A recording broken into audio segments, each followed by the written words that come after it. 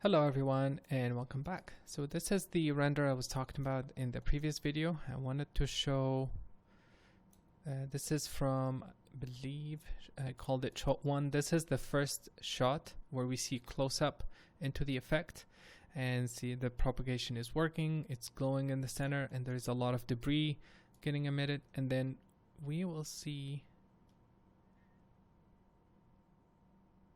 see, for example here, you'll see actual trails, and these are lines with thicker tip and thinner root.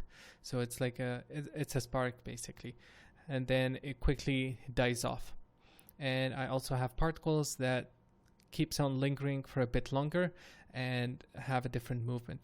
So I wish, what I wanted to make better is to iterate over this and have it live for just a tiny bit longer. Not the propagation. The propagation timing was nice, but the last bit I wanted to have more particles lingering, which could be even a separate effects, and that will just give us enough time to memorize that effects and enjoy it, and like it's gonna have more impact on our visual memory. I think it can help a lot if we added like 15 frames of just particles floating in the air, maybe swirling quickly and then dying off at the same rate. So what is this made of? Well, I have the render here. So the first thing, it is made of a set of points or a particle sim. Then as I scroll through, those particles are traveling along, and then they die off.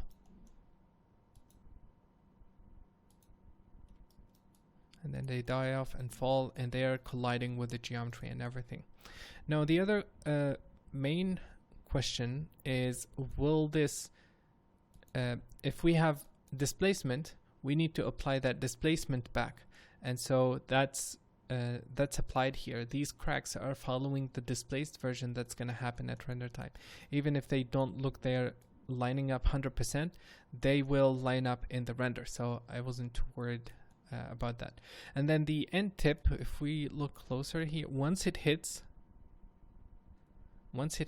it's going to emit a tiny bit longer at the end, and that just to show that it stopped, because if we kill it directly, we're not gonna memorize the end where it died off. If I leave it linger 2 more frames in that position and then stop, the brain is we're gonna memorize that, hey, it stopped there, but it kept emitting and then it died off. So we have like an end road for each of these that is visually conveyed. So this is one element that I rendered as points.